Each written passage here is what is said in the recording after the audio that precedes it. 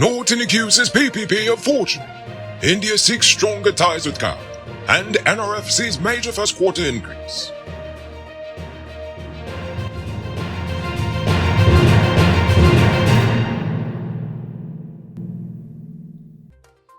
I'm Enrico Beaufort, and this is Uncut News. News happening. Send us a tip on WhatsApp at 592-659-6151.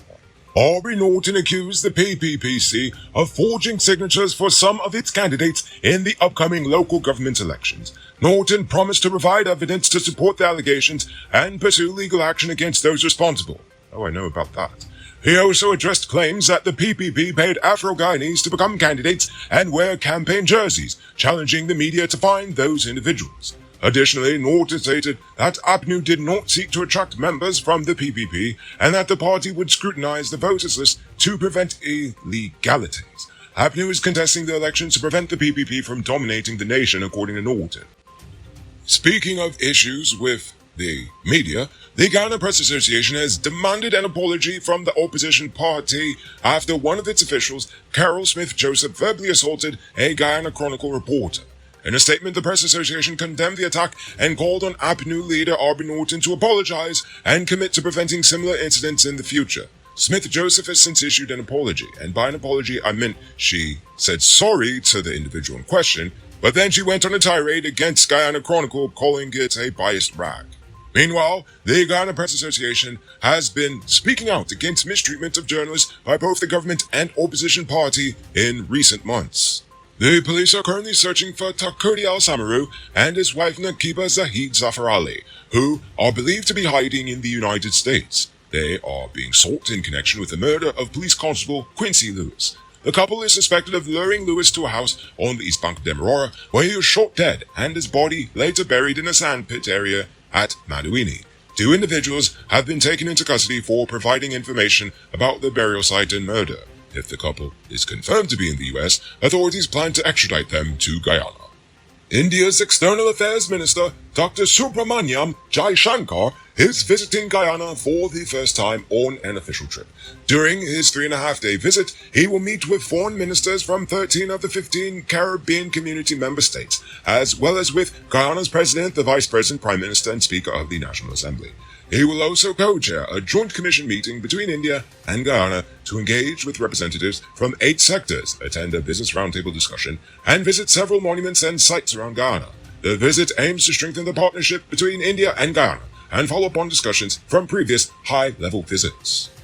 Speaking of high-level talks, Guyana has signed a letter of intent and collaboration with Costa Rica to strengthen tourism partnerships between the two nations, explore investment opportunities, and exchange knowledge and technical support. The agreement covers institutional agreements and an action plan for collaboration, including discussions on tourism investment opportunities and potential collaboration areas between the Tourism and Hospitality Association of Guyana and the National Chamber of Tourism of Costa Rica.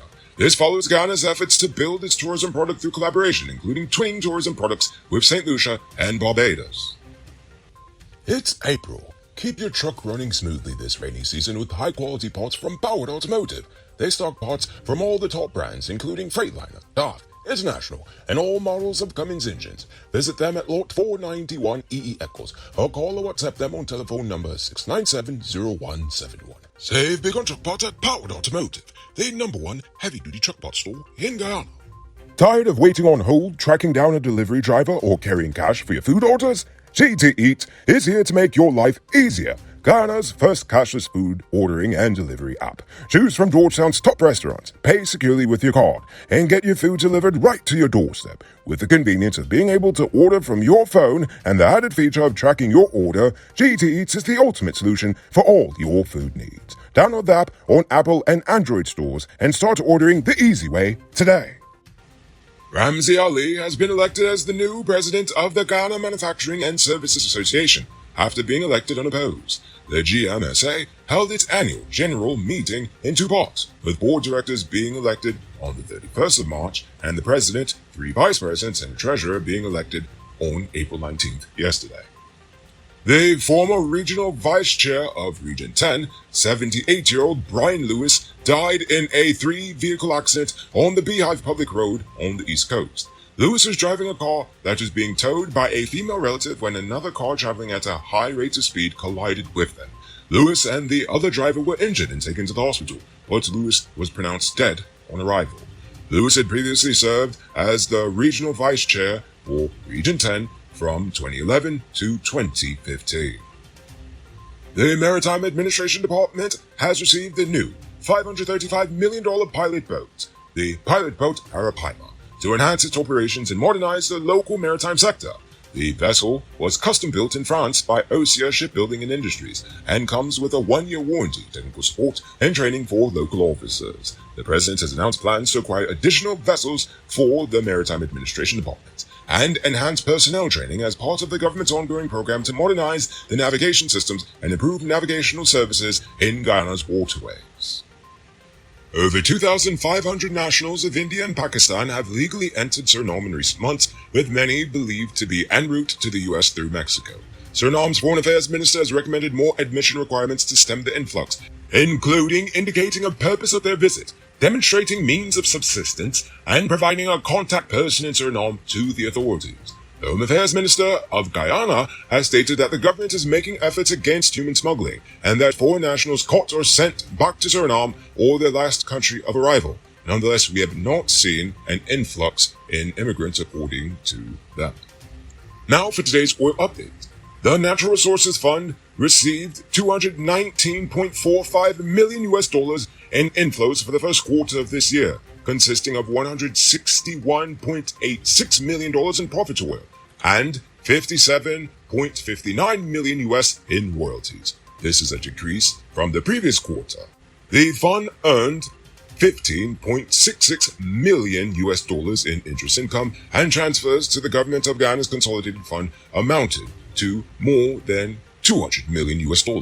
The fund's investment mandate was established, and it will continue to earn overnight deposit interest at the prevailing federal funds rate. So with the increase in the interest rate, it also increased our interest rate. So good for us.